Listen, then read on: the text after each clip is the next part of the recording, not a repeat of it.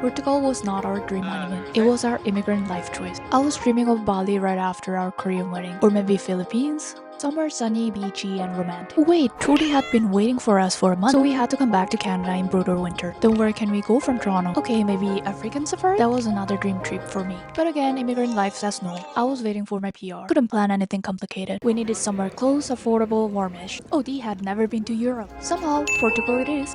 It wasn't our first honeymoon idea, but it became our first European trip together. As soon as we arrived in Lisbon at 8, we headed to Porto by train. We were tired but excited. The weather was pretty warm. After 2 weddings, endless winter, and immigration stress, this was finally our honeymoon. After checking in, we finally felt like this is actually happening. For the first time in a while, there was no wedding schedule, no family plans, and no rushing, just us in Portugal. So obviously, the first thing we did was go eat. Our first meal was Portuguese seafood dish, and I loved it right away.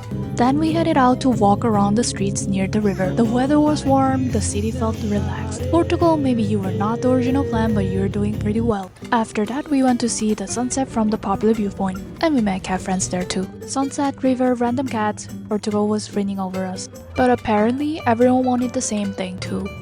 But even with this crowd, this sunset still felt romantic. Then we walked across the bridge and the view was beautiful. After that shaky bridge, I needed something sweet. We got 4 natas, 2 for now, 2 for tomorrow morning. Very strategic. Dee had some technical difficulties. When we finally tried it, the taste was out of the world. To fight the jet lag, we went out for snacks and drinks. Not sure if it fixed anything, but it became my favorite bar in Portugal.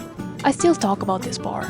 The cocktails were so creative, and desserts were so unique, and the bartender really cared about what he was making. After a successful bar trip, we stepped back into Porto's romantic night. On the way back to our hotel, the street lights were glowing, the wind was soft, live music was playing by the river, and Porto felt impossibly romantic. Even the music goes live.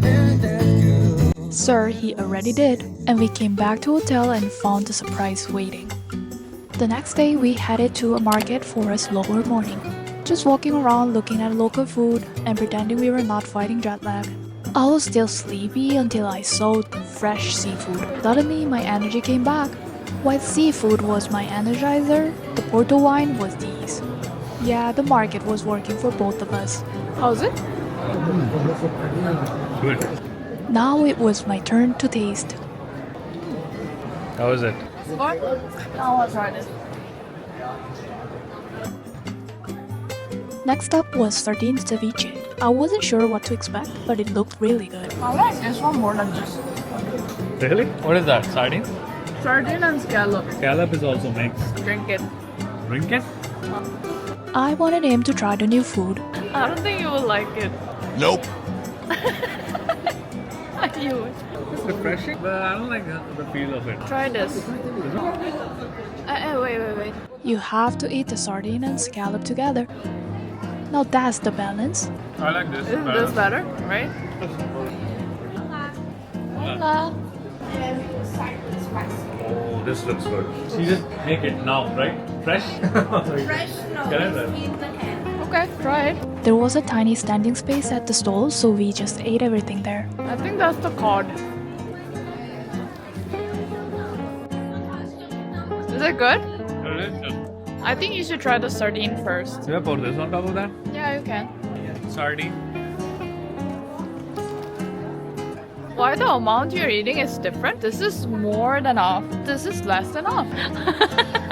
You're scared. I don't trust it. That's good. It's good? You should try it. Oh, that's good. I was thinking I'm never gonna like sardines, but It's good. actually sardine tastes good. That's the cod? Finish it, it's just one bite. What's that? Back roll. Can I see it? What do you think? Completely good taste. I actually like the sardine. Look at this. Passing by their fruit section, we had to check their orange juice. Turns out it was good again. I came for fresh orange juice, Dee came for fried food. Well, that's the balance in marriage. I heard men love anything fried. Now I believe it. Honestly, this croquette was good for my taste too. How is it? Something you can expect. We grabbed a few snacks because tasting everything is part of our honeymoon. One group of tourists was happy and a little drunk. After the market, we roamed the streets like locals, enjoying the city at our own pace. And I could have skipped the vintage stores, but sadly, no luck this time. After exploring the streets, we made our way to the Chapel of Souls. The tile work was amazing, so detailed, so blue. 2 or 4? Obviously 4, I cannot get sick of this Nata. Suddenly, I started feeling cold and needed something warm. That was probably the first sign I wasn't okay. Anyhow, I got a new sweater and I was happy. Forgot to mention we bought sardine cans, only to realize later we had no checked luggage to put them. Duh. That's the cathedral. So we walked all the way to the cathedral. And of course, it was closed. Classic. Oh well, Porto vibes instead. What? What is that face? Teasing Dee the whole walk, we made it to São Bento Station. It was stunning. How did I manage all this detail? While I was admiring the tiles, Dee was fighting with the train booking and losing. We left the station to see what else Porto had for us. We couldn't justify the bookstore Lelo ticket or the long line. Being practical immigrants, we went to a traditional-looking souvenir shop instead. The tiles were so artistic and full of cat designs. I honestly wanted everything. Then I saw 25 euros price tag and remembered my budget. I can't. This looks like very old house. We headed back out, and the romantic pink sky was waiting for us. With a view like this, how could you not fall in love again? To end our romantic night, we needed a good dinner. Good food, good ambience. This was exactly our kind of honeymoon dinner, including amazing dessert. Another romantic night in Porto. Stop. With a hotel view like this, we had to make use of it.